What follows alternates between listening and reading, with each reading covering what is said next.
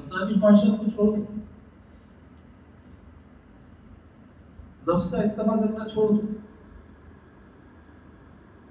اگر نفس کو بڑا بنا کر رکھا ہوا ہے دل کے اندر، دماغ کے اندر، یا نفسانی خواہشات کو بڑا بنایا ہوا ہے اور اسی کا اتباع کر رہے ہیں، تو یہ نفس آپ کو دوزخ کے اندر لے کر جائے گا، جنت کے اندر نہیں جا سکتا. پھر تیسرا قدم بھی ہے، پھر چوتھا قدم بھی ہے. جب بندہ چوتھا قدم چلتا ہے تو چوتھے قدم کے اوپر منزل ملتی ہے، یہ وصل الی اللہ ہوگا، واصل باللہ ہوگا. تیسرے قدم پر وصل الی اللہ، چوتھے قدم پر واصل باللہ، یہ اللہ کے ساتھ مل جاتا ہے. اور تیسرے قدم پر اللہ کی طرف چل دیتا ہے. دیکھو دو قدم پر تو جنت مل گئی، لیکن جنت ہی ہماری منزل نہیں ہے نا.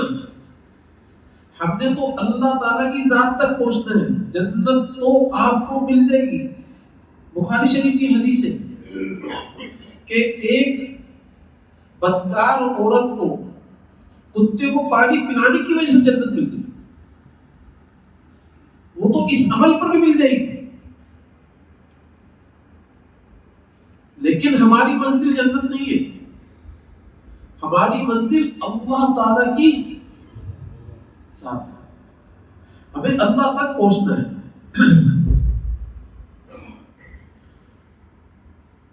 تو اس لیے تیسرے قدم پر آپ وصل الی اللہ، چوتھے قدم پر آپ وصل باللہ، واصل الی اللہ، واصل باللہ. ٹھیک ہے نا؟ اب غور سے سنیں کہ پہلا قدم کس کو کہتے ہیں. پہلا قدم کیا ہوتا ہے؟ یہ جو آپ کو معمولات کے اندر بٹھایا جاتا ہے نا، یہ جو آپ کو ذکر اذکار کے اندر بٹھایا جاتا ہے، تو پہلا قدم بیٹھنے کی عادت ہوتی ہے. عادت. آپ بیٹھ کس لیے رہے یہ سوچو. آپ کو اللہ پانا ہے نا، اس لیے بیٹھ رہے ہو نا. اللہ کو حاصل کرنا ہے، اس لیے بیٹھ رہے ہو نا. اللہ چاہتے ہو اس لیے بیٹھ رہے ہو نا. اس لیے بٹھانا چاہتے ہو آپ اپنے آپ کو، اس لیے یہاں پر تنہائی میں.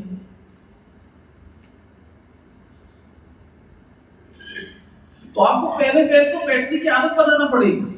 یہ پہلا قدم ہے. لوگ بولتے ہیں ہم گاڑی میں چلتے ہوئے ذکر کر لیتے ہیں، کوئی بولتا ہے کہ ہم فلاں محفل میں ہوتے تو وہاں پر بھی اللہ کا ذکر چل رہا ہوتا ہے، کوئی کچھ بول رہا ہوتا ہے، لیکن تنہائی کے اندر نہیں بیٹھتے. اس کا مطلب کیا ہے؟ بیٹھنے کی عادت نہیں ہے. بھائی واصل باللہ تو آپ طریقے کے ساتھ ہوگے. اگر طریقے کو چھوڑ دو گے تو واصل باللہ کیسے ہوگا؟ یہ تو آپ کو تنہائی میں بٹھایا اس لیے جاتا ہے کہ آپ کے اندر عمل کی طاقت پیدا ہو. جو اللہ کا ذکر تنہائی میں آپ سے کروایا جاتا ہے وہ عمل کی استعداد کے لیے کروایا جاتا ہے کہ آپ کے اندر عمل کی استعداد پیدا ہو جائے، طاقت پیدا ہو جائے.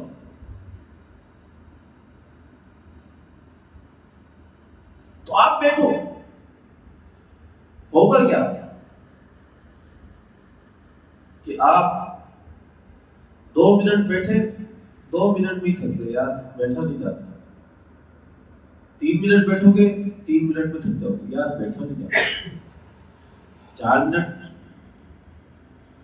بیٹھو گے، 4 منٹ میں بھی تھک جاؤ گے، بیٹھا نہیں جاتا. آپ سے بیٹھا ہی نہیں جائے. لیکن نہ بیٹھا جائے پھر بھی بیٹھے گا، کیونکہ اللہ تعالیٰ کی ذات نے قرآن شریف کے اندر جو فرمایا ثم تلین جلودہم وقلوبہم الی ذکر اللہ، کہ اللہ تعالیٰ پھر اپنے ذکر کی طرف ان کے جسم کو نرم کر دیتے ہیں، ان کے قلوب کو نرم کر دیتے ہیں.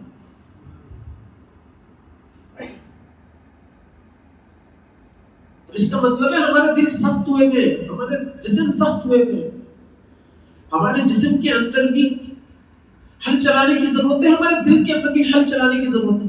یہ بنجر زمین ہے. اس بنجر زمین کے اندر جب آپ اللہ کی محبت کے دانے ڈالنا چاہتے ہو، اللہ کے عشق کے دانے ڈالنا چاہتے ہو، تو آپ کو ہل چلانا پڑے گا تاکہ اس زمین کو آپ نرم کر سکیں.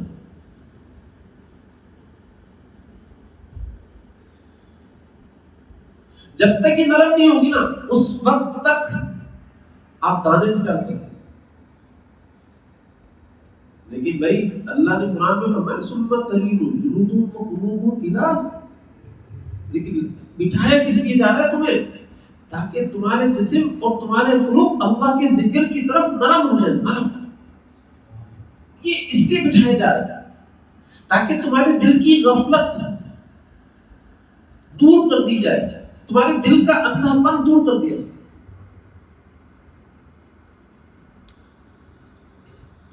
ہمارے حضرت فرمایا کرتے تھے کہ حضرت بایزید بستامی رحمۃ اللہ علیہ سے کسی شخص نے پوچھا حضرت یہ تو بتا دیجئے کہ ہم آپ کے بیان میں شامل ہوتے ہیں، بیٹھتے ہیں، لیکن ہمارے دلوں کو اثر نہیں ہوتا. کیا وجہ؟ کیا ہمارے دل سو گئے ہیں کیا؟ حضرت حسن بصری رحمۃ اللہ علیہ نے فرمایا ارے غور سے سن میری بات کہ جو بندہ سویا ہوا ہوتا ہے اس کو جھنجھوڑا جائے نا تو وہ جاگ جاتا ہے. یہ بیان جو ہوتا ہے یہ جھنجھوڑنے کے لیے ہوتا ہے. دلوں کے جو سوئے ہوئے ہیں نا دل، ان کو جھنجھوڑنے کے لیے ہوتا ہے تاکہ دل جاگ جائے. لیکن اس کے بعد بھی کوئی نہیں جاگ رہا تو وہ مویا ہوا ہے، مر گیا ہے، وہ دل مر گئے ہیں. اب اگر بیان کے بعد بھی نہیں جاگ رہا، اچھی بات سننے کے بعد بھی نہیں جاگ رہا، تو اس کا مطلب کیا ہے کہ بھائی مری ہوئی چیز کو اٹھایا نہیں جا سکتا، وہ جاگے گی، تو مر گیا، اس کا قلب مر گیا. تو دوستو یاد رکھنا کہ جس کا قلب مر جاتا ہے نا، تو ہمارے حضرت بڑا عجیب جملہ فرمایا کرتے ہیں کہ جب جسم کی موت ہوتی ہے تو دنیا سے رابطہ منقطع ہوتا ہے، لیکن جب دل کی موت ہوتی ہے تو خالق کائنات سے رابطہ منقطع ہوتا ہے. سمجھ گئے؟ عجیب جملہ. جب جسم کی موت ہوتی ہے تو دنیا سے رابطہ منقطع ہوتا ہے، لیکن جب دل کی موت ہوتی ہے تو خالق کائنات سے رابطہ منقطع ہوتا ہے. اور ایک اور عجیب بات بتایا کرتے تھے کہ لوگوں کو دیکھ کر تعجب بھی بڑا ہوتا ہے. یبکون علی من مات جسد ولا یبکون علی من مات قلب وهي اشد. بڑا تعجب ہوتا ہے کیا کہ وہ جسم کے مرنے کے اوپر تو رو رہے ہوتے ہیں، لیکن جس کا دل مر گیا ہوتا ہے اس کے اوپر کوئی نہیں روتا. حالانکہ آنسو اس پر بہانا چاہیے تھا نا جس کا دل مر گیا. اور یہ زیادہ سنگین ہے بھئی، خالق کائنات سے رابطہ منقطع ہو جائے، یہ زیادہ سنگین نہیں ہے.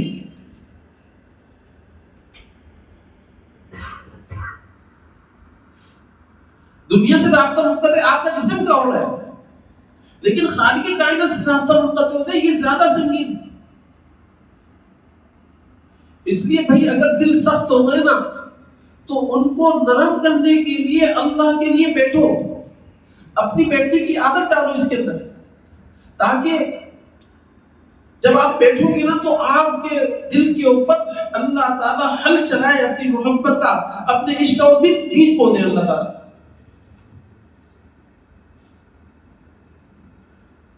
یہ پہلا قدم ہے،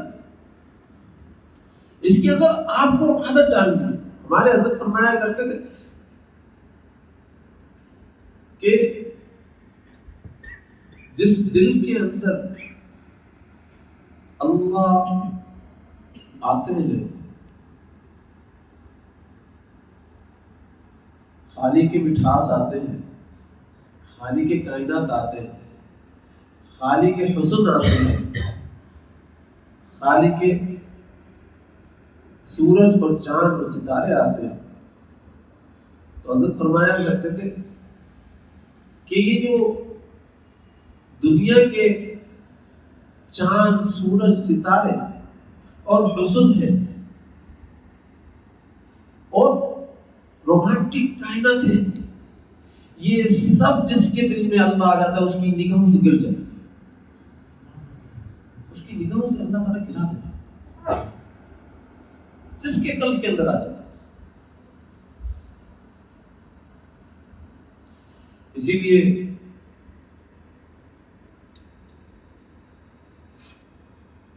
آپ نے دیکھا ہوگا کہ اہل اللہ کے دلوں کے اندر صرف اللہ تعالیٰ کی ذات ہے،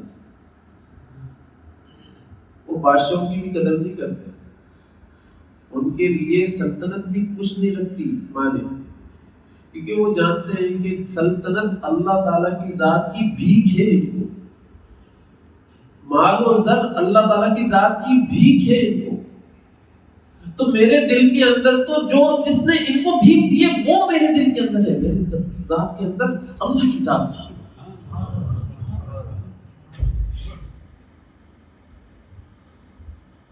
تو پھر لائے کوئی مجھ سے زیادہ بادشاہ، مجھ سے بڑی سلطنت کا مالک لا کر دکھائے نا، جب میرے پاس ہی بہت بڑی سلطنت موجود ہے جس کے دل کے اندر اللہ ہے، تو پھر ان سلطنتوں کی کیا حیثیت ہے، کیا ہوتا ہے؟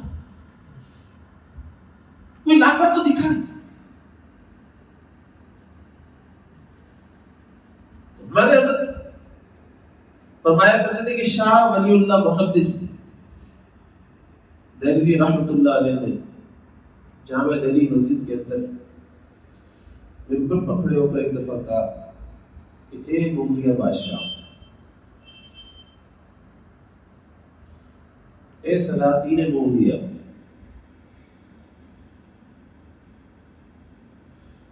تم جو سلطنت کے اوپر ناز کرتے ہو نا، اور تمہیں جو اپنی سلطنتوں کے اوپر فخر ہے، تو شاہ ولی اللہ کی دل کے اندر ان سب سلطنتوں کا مالک رہتا ہے، مالک رہتا ہے کوئی مجھ جیسا مالدار، ہے کوئی مجھ جیسا بادشاہ، لا کر تو دکھائے، پیش تو کرے۔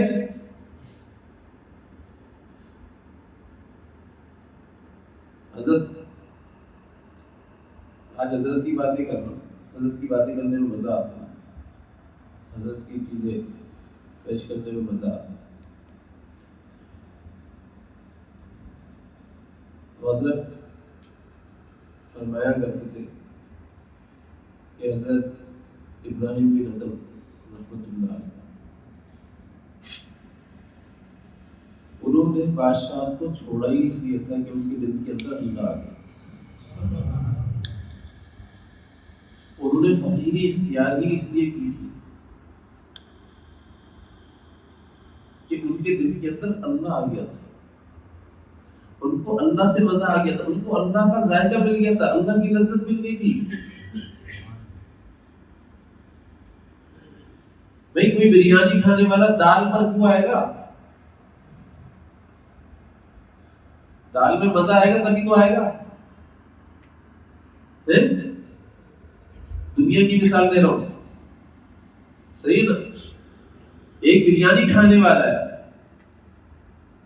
تو اس کو بولا جائے دال پر آ جا، اب وہ ہماری بریانی کو چھوڑ دیتا ہے، دال پر کیوں آیا؟ اس لیے دال کے اندر اس کو لذت مل گئی نا، مزہ آ گیا۔ یہ تو ابراہیم بن ادم بریانی کھانے والے تھے، یہ ایک دم دال پر کیسے آ گئے؟ یہ ایک دم فاقے کے اوپر کیسے آ گئے؟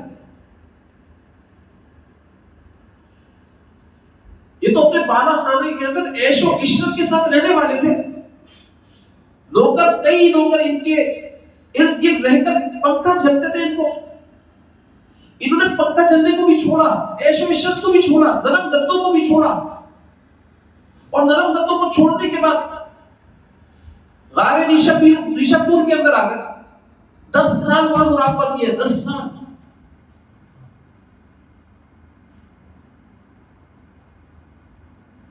یہ ساری چیزیں کیوں چھوڑ کر آ گئے؟ اس لیے کہ ان کے دل کے اندر اللہ آ گیا بھائی, اللہ آ گیا, خالق کائنات آ گیا.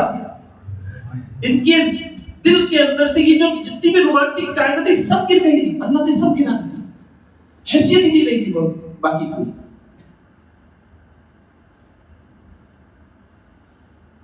ورنہ کوئی نہیں چھوڑتا ہے. چھوڑتا ہے کہ بھائی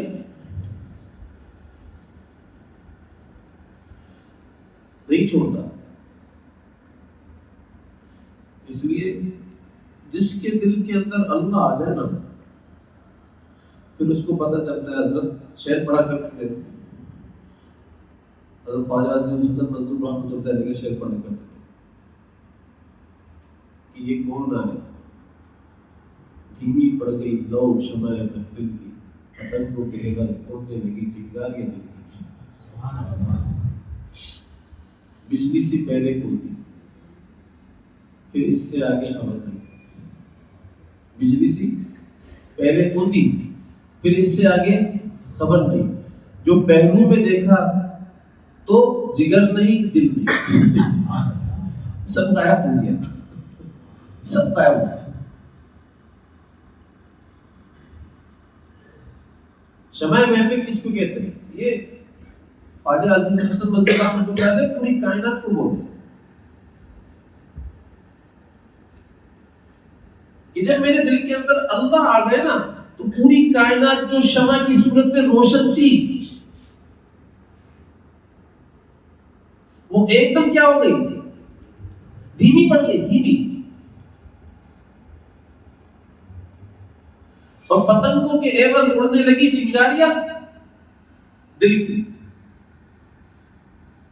ایک دم پٹ پٹ کی آوازیں آتی ہیں نا, پٹا پٹ پٹا, چنگاریاں جب اڑتی ہیں تو ایسی آوازیں آ رہی ہوتی ہیں نا.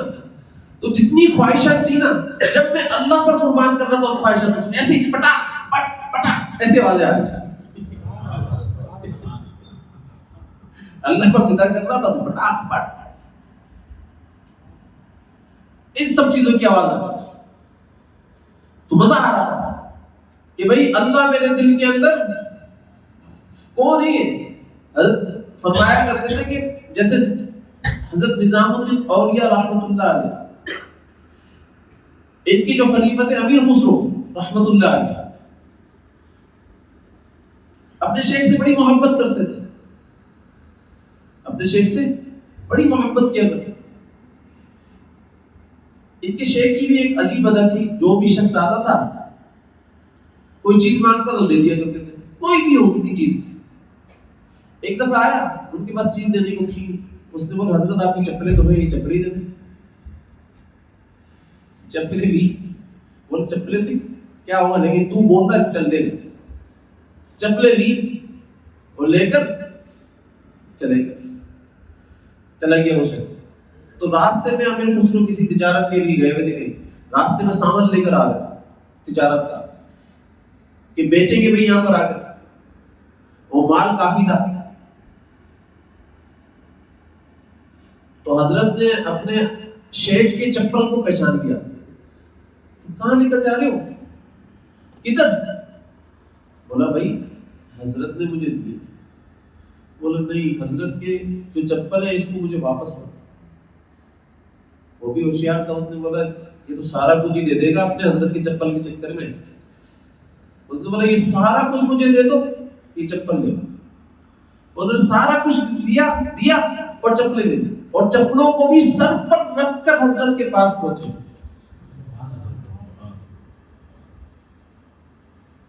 اپنے پاؤں میں ڈال کر نہیں, اپنی بغل میں ڈال کر نہیں, وہ سر پر رکھ کر جائیں گے.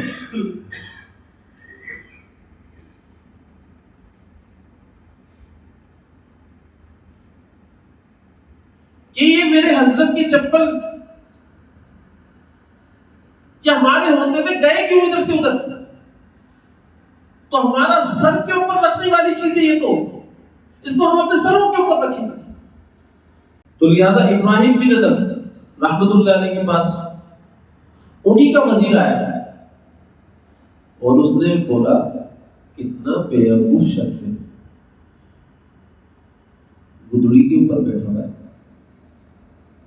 کھانے کو بھی کچھ نہیں، لوگوں کا انتظار کرتا ہے کھانے کے لیے کہ کوئی آئے گا دیکھ کر چلا جائے گا۔ کیسا عجیب شخص ہے کہ اپنی سلطنت کو چھوڑ دیا اور یہاں آ کر بیٹھ گیا۔ اب کشف کے ذریعے سے ابراہیم بن ادم رحمۃ اللہ علیہ کو یہ بات معلوم چلی،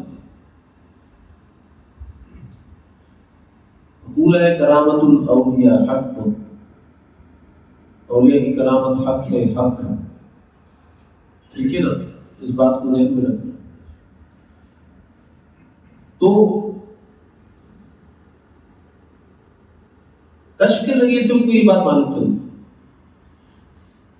تو ابراہیم بن ادم اپنی گدڑی سی رہے تھے سوئی سے، انہوں نے وہ سوئی جو ہے نا دریا کے اندر پھینکی، اور جب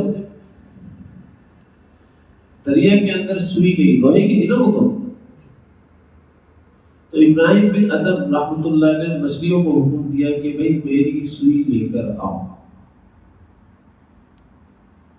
اب یہ وزیر دیکھ رہا ہے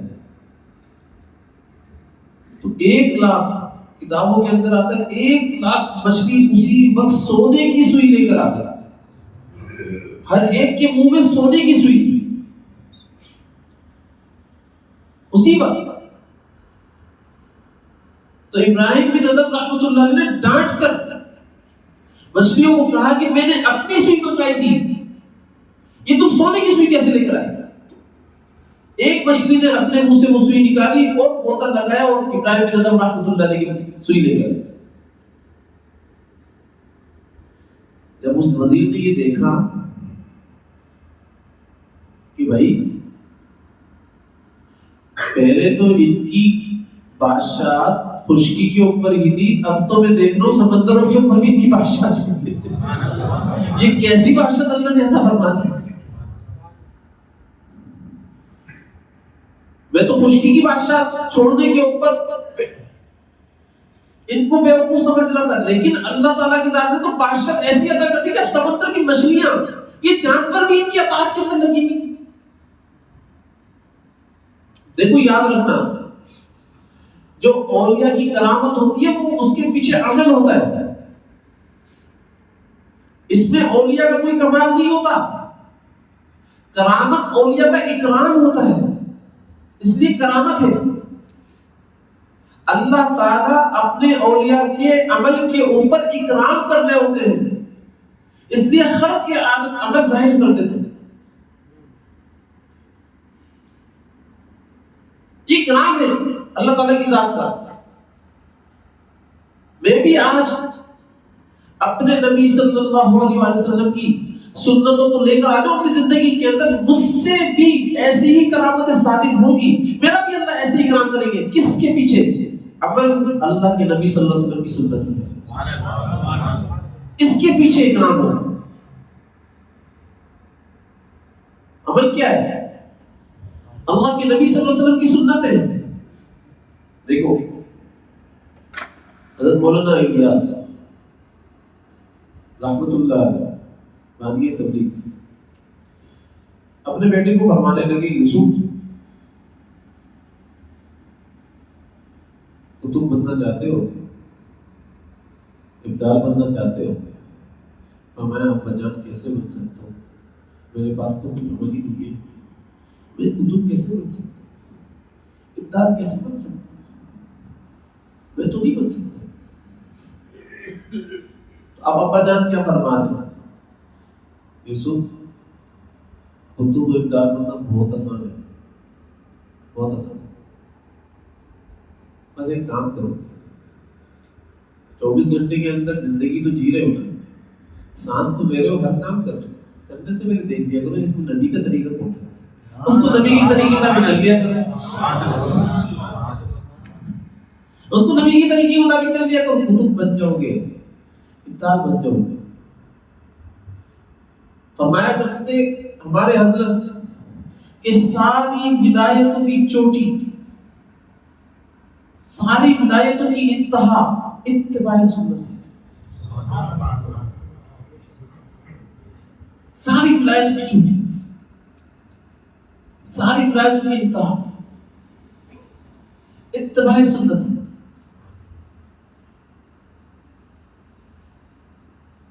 دوستو، آپ صلی اللہ علیہ وسلم کی حیات طیبہ کو کیا سمجھتے ہیں ہم نے؟ دیکھو، آپ صلی اللہ علیہ وسلم کی حیات طیبہ دین فطرت ہے، اسلام دین فطرت ہے نا۔ تو آپ صلی اللہ علیہ وسلم کی حیات اس فطرت کے مطابق تھی۔ اور یاد رکھنا، اس کو یاد رکھنا میرے جملے کو، کہ فطرت کے تابع ہے نظام کائنات، نظام کائنات کے تابع فطرت نہیں۔ جملوں کو یاد رکھنا، کیا بول رہا ہوں کہ فطرت کے تابع ہے نظام کائنات، نظام کائنات کے تابع نہیں ہے فطرت۔ اگر آپ فطرت کے اوپر آ گئے تو آپ نظام کائنات کے اندر اپنی مرضی سے عمل دخل کر سکتے ہو، یہ آپ کے تابع ہو چلے گا۔ یہ نظام کائنات قدرت نہیں ہے، نہ نظام کائنات اللہ تعالیٰ کی ذات کا ضابطہ ہے۔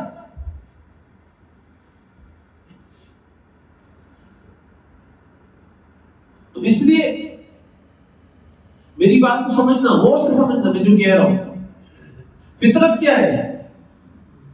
آپ صلی اللہ علیہ وسلم کی حیات، یہ فطرت ہے، اور آپ صلی اللہ علیہ وسلم فطرت پر جیے ہیں، فطرت پر۔ اس لیے سارا نظام آپ صلی اللہ علیہ وسلم کی تابع تھا۔ جو بھی آپ صلی اللہ علیہ وسلم کی لائف کو اپناتا ہے، حیات طیبہ کو اپناتا ہے، فطرت پر آتا ہے۔ تو فطرت پر آنے کی برکات کیا ہے؟ یہ سارا نظام کائنات مسخر کر کے اس کے قدموں کے اندر ڈال دیا جائے گا۔ اب یہ جو چاہے گا نا وہ ہوگا، جیسا چاہے گا ویسا ہوگا۔ مجھے ایک ساتھ کہنے لگے کہ وہی سپٹمبر میں بھی بہت بارشیں ہوگی۔ میں نے کہا بھائی اللہ جیسا چاہیں گے وہی ہوگا، کوئی آرٹیفیشل بارشیں بھی کروائے گا نا تب بھی نہیں ہوگی، آرٹیفیشل بارشیں بھی نہیں کروا سکتا کوئی جب تک اللہ نہ چاہے۔ آرٹیفیشل کے نظام کو بھی کامیاب بنانے والا کون ہے؟ ورنہ اللہ کے حکم کے بغیر آرٹیفیشل کا نظام چل سکتا ہے کیا؟ آرٹیفیشل نظام کیا ہے؟ نظام کائنات نا۔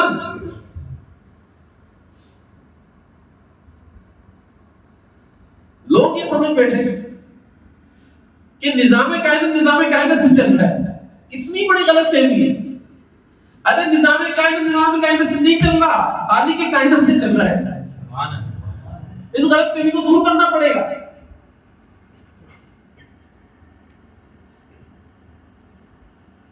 تو آپ کو فطرت پر آنا پڑے گا۔ اگر چاہتے ہیں سارے ایمان والے کہ بھئی نظام کائنات ان کا تابع ہو کر چلے، تو بھئی نظام کائنات تابع آپ کی تب ہوگا جب آپ فطرت پر آتے۔ صحابہ کرام کو دیکھے ہم، نظام کائنات ان کی تابع ہو کر چلا کرتا تھا۔ آگ پر ان کی حکومت، مٹی پر ان کی حکومت، ہوا پر ان کی حکومت، دریاؤں کے اوپر ان کی حکومت۔ کہاں ان کی حکومت نہیں ہوتی تھی؟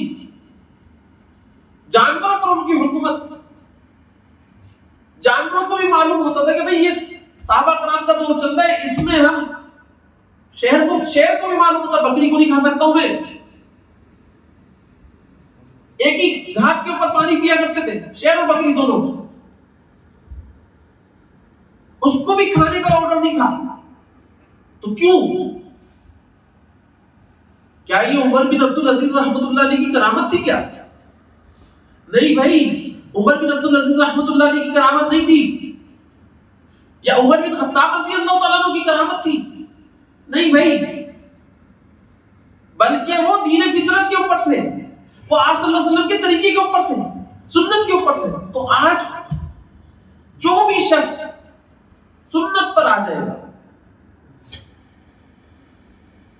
دین فطرت پر آ گیا نا،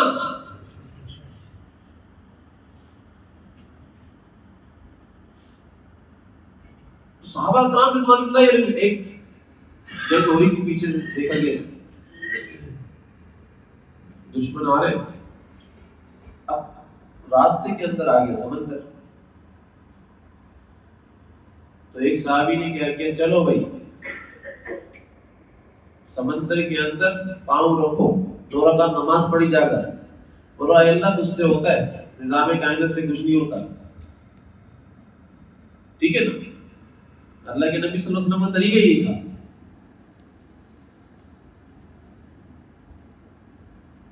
صحابہ کرام کا یقین اس بیس کے اوپر بنایا تھا، اور سارے صحابہ کرام رضوان اللہ علیہ جو ان کے پیچھے تابعین تھے، صحابہ کرام تھے،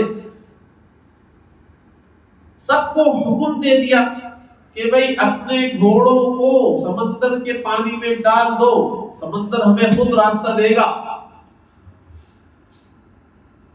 اور اگر کسی کا ایک لوٹا بھی سمندر کے اندر گر جائے میں اس کا ضامن ہوں. سامان سے لدا ہوا تھا نا سارے، ایک لوٹا بھی. صحابہ کرام اور تابعین نے ڈال دی اپنے گھوڑے. دیکھو سنو، جو گھوڑے کی ٹانگیں ہوتی ہیں نا، اس کے اوپر پانی تھا، باقی گھوڑے کی ٹانگیں بھی صحیح طریقے سے گیلی نہیں ہوئی. سبحان اللہ. ایک صحابی نے کیا کیا، بولا اس نے کہا تھا نا کہ کسی کا لوٹا بھی گرے گا تو اس کا بھی ضامن نہیں ہو. ان نے خود نہیں لوٹا گرا، بولا جب میں کنارے پر پہنچیں گے تو بولیں گے میرا لوٹا گر گیا. لوٹا واپس کیسے آ گیا دیکھتے. جب پہنچ گیا کنارے پر، بولا بھائی میرا لوٹا گر گیا. بولا اچھا چلو دیکھتے. ایسا ہو نہیں سکتا، یقین دیکھو ایسا ہو نہیں سکتا. انہوں نے لوٹا خود گرایا، اس لوٹے گرنے کا انکار کر دیا، نہیں ہو ہی نہیں سکتا تیرا لوٹا سمندر کے اندر گر جائے اور سمندر اس کو نگل لے، ایسا ہو نہیں سکتا. بولا میں گر چکا ہے، سمندر کے بیچ میں گرا ہے. بولا نہیں ہو سکتا، انکار کیا. جا کر سب نے دیکھا تو لوٹا کنارے پر پڑا ہوا تھا. لوٹا نے اپنا لوٹا، ایسا ہو نہیں سکتا. صحابہ کرام فطرت کے اوپر تھے، اور آپ صلی اللہ علیہ وسلم کی زندگی فطرت کے اوپر ہے. دین فطرت کہتے ہیں کس کو ہے؟ آپ مجھے صرف اسلام سمجھا دو. آپ صلی اللہ علیہ وسلم کے بغیر اسلام ہے؟ آپ صلی اللہ علیہ وسلم کے طریقوں کے بغیر اسلام ہے؟ آپ صلی اللہ علیہ وسلم کی سنتوں کے بغیر اسلام ہے؟ ہمارے حضرت تو فرمایا کرتے ہیں اسلام نام ہی آپ صلی اللہ علیہ وسلم کی ذات کا ہے. اسلام تو کہتے ہیں آپ صلی اللہ علیہ وسلم کے طریقوں کو ہے. آپ صلی اللہ علیہ وسلم کے بغیر اسلام نہیں ہے، نہ ہو سکتا ہے.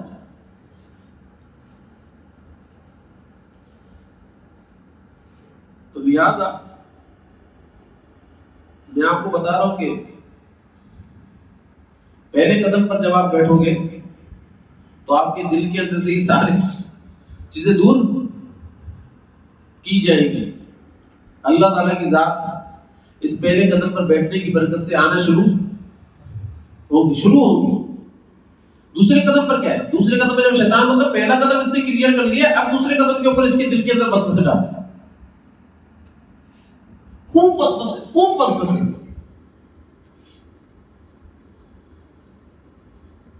اور وسوسے ڈال کر، جیسے کہ اب میں مراقبے میں بیٹھا ہوں نا، تو مراقبے کے اندر بیٹھنے کے اندر ہو کیا رہا ہے؟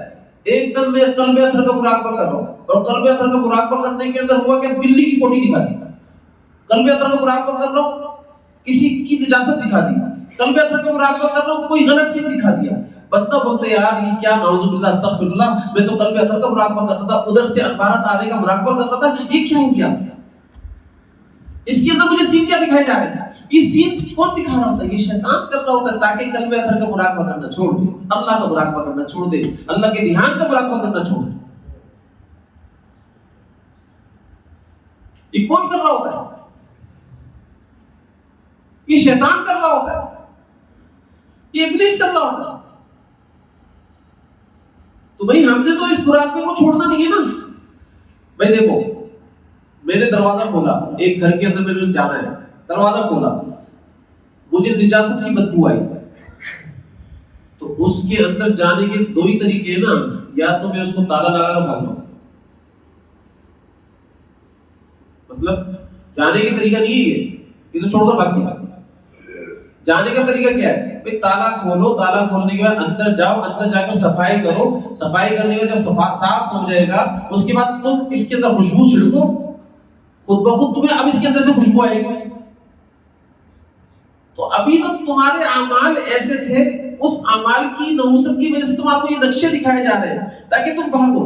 اب اس کا طریقہ کیا ہے کہ ان وسوسوں کو ہٹاتے چلے جاؤ، ہٹاتے چلے جاؤ، اور اپنے ایک کا فوکس رکھو، اس کے اوپر فوکس رکھو، دھیان دیتے رہو۔ تو ایک وقت آئے گا کہ آپ کو وسوسے آنے بھی بند ہو جائیں گے، وسوسے نہیں آئیں گے۔ پھر تیسرا قدم، جلدی جلدی بتا رہا ہوں، اب تیسرا قدم کیا ہے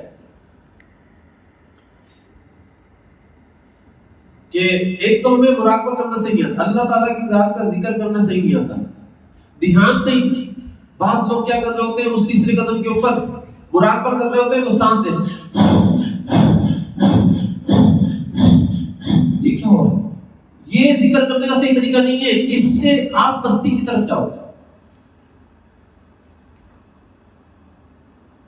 اس ذکر سے آپ کو مزہ تو آئے گا، فائدہ نہیں ہوگا۔ مزہ آنا اور ہے، فائدہ ہونا اور ہے۔ اس سے آپ کو مزہ تو آئے گا لیکن فائدہ ہو ہی نہیں سکتا، کیونکہ مشائخ کے طریقے کے اوپر یہ ذکر تھی۔ اس لیے مشائخ حضرات کیا فرماتے ہیں کہ بھئی ذکر کرنے کا طریقہ یہ ہے کہ آپ کے قلب کے اندر شیخ کی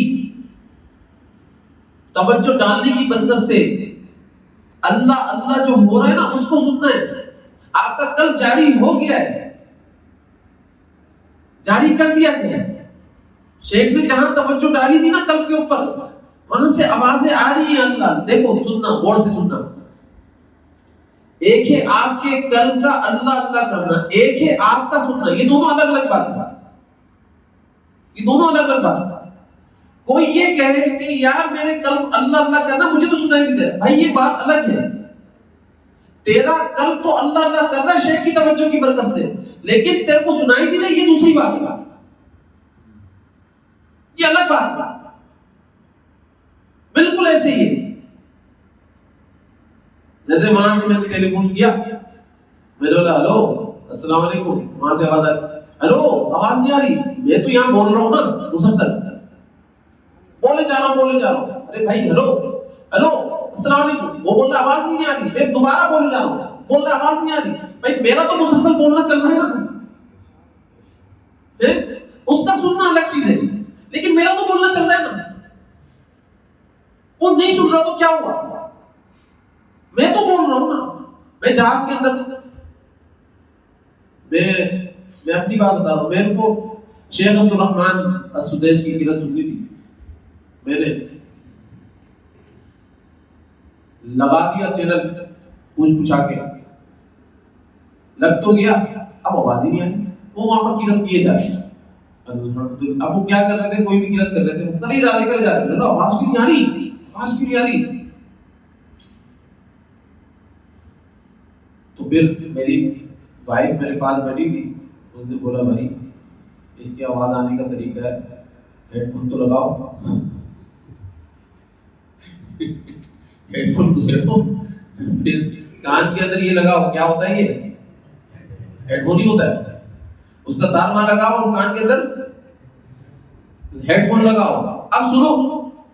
جب کان کے اندر ہیڈ فون لگایا اب سننا سنائی دینا شروع کر دیا، لیکن وہاں پر وہ مسلسل قرات کر رہے تھے. مجھے نہیں سنائی دے رہا تو بھائی اس میں میری غلطی تھی نا، میرا کوئی عمل تھا جس کی وجہ سے سنائی نہیں دے رہا تھا. جیسے ہی وہ عمل میں نے بحال کیا فوراً سنائی دینا شروع کر دیا، ہیڈ فون لگایا اور فوراً سنائی دینا شروع کر دیا. تو بھائی اگر آپ حضرت ابو بکر صدیق رضی اللہ تعالیٰ عنہ کو ہیڈ فون اپنے کانوں کے اندر لگا، وہ تو آڈیو نہیں کا تھا نا، ہمارا ہیڈ فون آڈیو نہیں کا نہیں ہے، ہمارا کشفی ہیڈ فون ہے. سمجھ لو اس بات کو، ہماری کمپنی الگ ہے، ٹھیک ہے نا، آڈیو نہیں کا نہیں ہے. لیکن آڈیو نہیں کیا حیثیت رکھتا ہے اس ہیڈ فون کے آگے؟ لگاؤ تو صحیح تار، کنیکشن تو لگاؤ. ابو بکر صدیق رضی اللہ تعالیٰ عنہ کی قلب سے جوڑو تو صحیح اس تار کو، کیونکہ ان کے قلب کے اندر ہی قلب اطہر سے سانس بج رہا ہے. اللہ اللہ، اور ان کے قلب سے ہوتا ہوا مشائخ کے قلب سے ہوتا ہوا آپ کے شیخ کے قلب کے اوپر ہوتا ہوا پھر آپ کی کانوں تک آئے گا نا، کشف کی کانوں تک، پھر سنو گے نا. اور آواز وہ اللہ کے نبی صلی اللہ علیہ وسلم کی ذات کی ہے، کیونکہ آپ کی دل کی آواز ہے، وہ قلب اطہر کی آواز ہے، جو قلب اطہر کی آواز آپ کے دل کے اندر آ رہی ہے. آپ تو سنو گے ان کی آواز نا. وہاں سے اللہ اللہ چل رہا ہے، آپ کو نہیں سنائی دے رہا تو بھائی اس میں آپ کی غلطی ہے نا. اب کشفی کان جاگتے کیسے، ہیڈ فون لگتا کیسے؟ حضرت فرمایا کرتے تھے گناہ چھوڑ دے، گناہوں سے توبہ کر لے اور اپنے شیخ سے تعلق مضبوط کر لے، محبت والا کر لے. عقیدت والا تعلق نہیں چاہیے، محبت والا تعلق، عظمت والی محبت ہونی چاہیے. عجیب مثال دیا کرتے بولتے تھے عقیدت والا تعلق ہو تو وہ آپ نے گدھا دیکھا ہے نا، گدھے کی شرمگاہ کی طرح ہی ہوتا ہے، نکلا تو بہت لمبا ہو گیا اور غائب ہو تو ایک دم ختم، پتہ ہی نہیں چلا کہاں گیا. تو عقیدت والا تعلق کیسا ہوتا ہے؟ تو حضرت مثال دیا کرتے تھے. یہ حقیقت بات بتا رہا ہوں میں آپ کو، اس میں ہنسنے کی بات نہیں ہے، یہ عقیدت. حضرت فرمایا کہ عقیدت نہیں چاہیے بھائی. صحابہ کرام رضوان اللہ علیہم کو آپ صلی اللہ علیہ وسلم کی ذات سے محبت تھی، اسی لیے فرمایا تھا کہ اس کا ایمان کامل نہیں ہو سکتا جس کو میں اس کے والدین سے زیادہ، لوگوں سے زیادہ، اس کی اپنی ذات سے زیادہ، سب سے زیادہ پیارا نہ ہو جاؤں.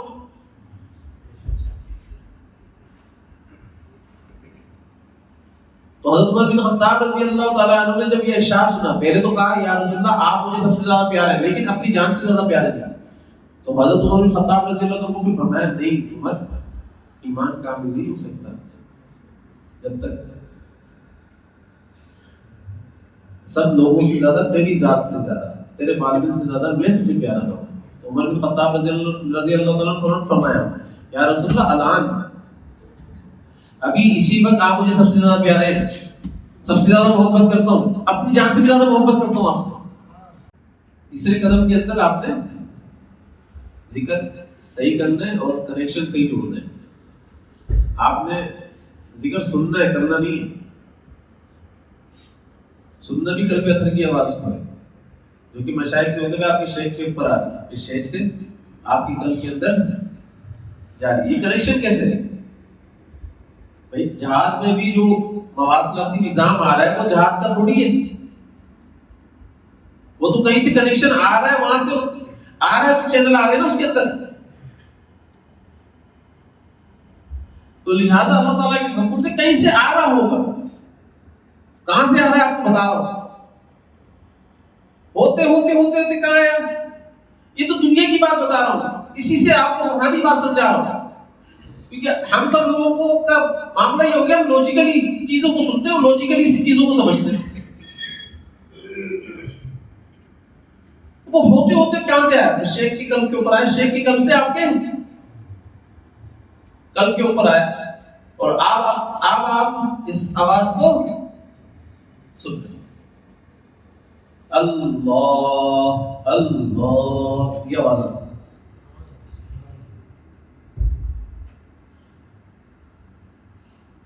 چوتھا قدم ہے شیطان کا حملہ.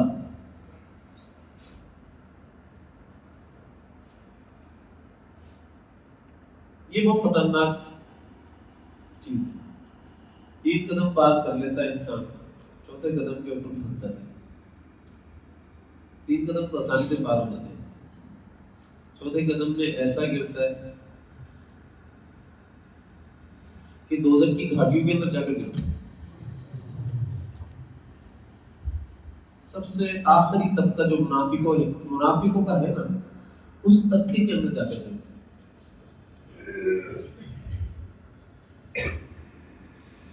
میں آپ کو حقیقت بیان کیا،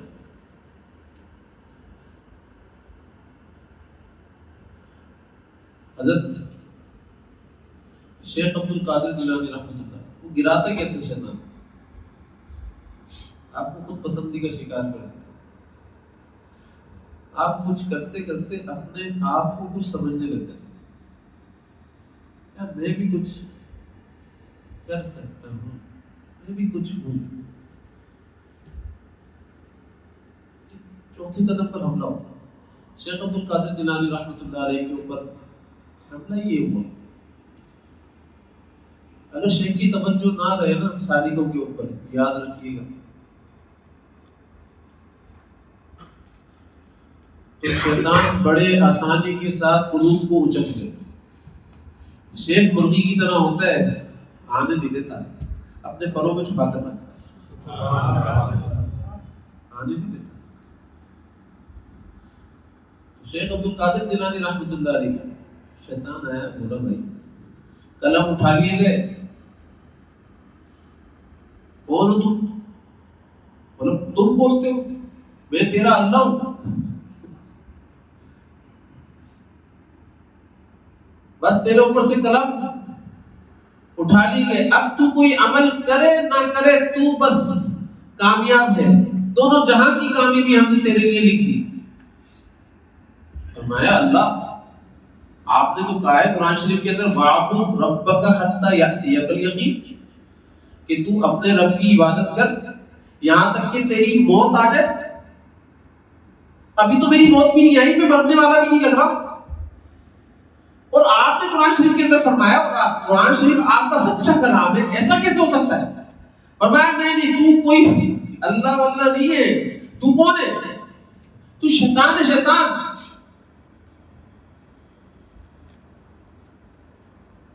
شیطان نے بولا پہچان کیا مجھے. پہچاننے کے اندر شیطان نے بولا اب دوسرا تیر پھینکا.